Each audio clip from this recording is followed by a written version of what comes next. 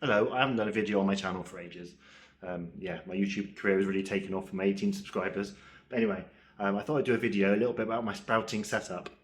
Mucky face, sorry. Yeah, so little story. I've probably bought, I reckon, 10-15 people over the years like sprouting kits. Not a single one of them has ever like started sprouting. They might have done it once, you know, feigned a bit of interest, but nah, can't be bothered. But someone at work has actually, I think, started sprouting with me. You know, maybe it won't take off, but anyway, it's given me a new bit of enthusiasm for doing another sprouting video. If you're watching, you know who you are. Thank you for your open mind and positive attitude and accepting sprouts. Anyway, so right, I thought I'd give a little tour of my setup. Now, obviously, this is for me, and I'm obviously a bit of a sprouting madman. You know, if you just want to try a few sprouts, you don't need this kind of setup. You know, I still don't think it takes up much space, really, to be honest. I mean, quick whiz round the whole kitchen. It's not a lot, really. It's just this sort of corner I'm sort of dedicating to my sprouts. So we want, that's better. So we want to get sort of a corner, you want it a nice cool corner directly at no sort of sunlight or minimal sunlight, because you don't want your sprouts getting hot in the sun, so they'll go bad really quick. And what I've done, I've just got my tray sprouts really here. I've just started a new batch today, so nothing's actually growing yet. I've got my broccoli sprouts in there, and I've got my glass jars on the rack here. I tend to prefer to do the smaller, like the broccoli seeds, the smaller things like that in the tray one. And the bigger sprouts and the radish and my fenugreek and my lentils and my chickpeas in the jars. It's not like a rule, that's just I find what I get on better with. As I said before, with these trays you will find sometimes the sprouts go bad easier if they do get too hot in the sun, because there always is a little bit of moisture at the bottom. Whereas obviously with this tray setup here and this rack, obviously all the moisture is pretty much draining out. So at the moment, if we zoom in, you can see I've got my sprouts just soaking overnight. So they'll soak overnight, then tomorrow I'll just spin out the water.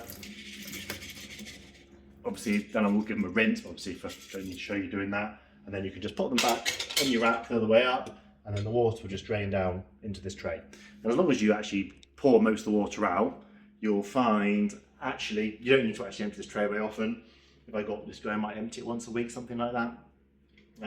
So really not that much, because most of the water you put it down the sink. So this is just a Lidl, no, not Lidl, I always get Lidl and IKEA mixed up, that sort of 4-letter thing.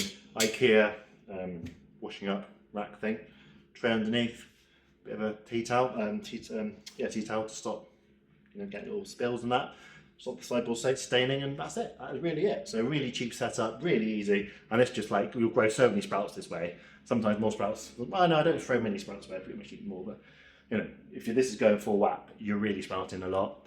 And then I got all my sprouts in my all my different seeds in the bag that goes in the cupboard. That's pretty much it, really. Yeah, it's like a really simple setup. So yeah, so if you are going to like sprout on the next level, I think this is a really good idea. The washing up rack with the tray underneath, really good. Obviously, if you're just starting experimenting, you don't want to invest this kind of like, you know, in this real specialist equipment. But yeah, so if you want to take it a step further, it's really easy to use, ergonomic, all the rest of it. So yeah, just get sprouting, and yeah, it's great, you know, you just got this like amazing food, so cheap, so easy, minimal effort, zero skill, like zero skill, in your kitchen all the time. Why more people don't do it blows my mind, but you know, hey ho. So yeah, so that's me and my sprouting setup. You never know, maybe I'll post another video in another year. Anyway, thank you, bye. Oh, sorry, I thought we'd just do a quick extra bit about these jars and these lids. You have to be careful, because sometimes you'll get jars and lids that don't fit. So the word you're looking for is wide mouth. It's the wide mouth jar, and this is the wide mouth lid for them. This is from Temu, super cheap, and these jars are quite expensive. I actually got them on Amazon.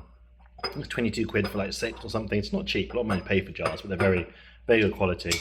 And I mean, jars of a jar really, isn't there? But I've never broken one by sort of, you know, popping it down a bit hard or anything. So I guess it is well made. And then these fit these lids. I'll put the link in for the Temu link, and or the Amazon as well. So that's really good on the jars, because you can find, if you just willy-nilly buy jars and lids, they won't always fit.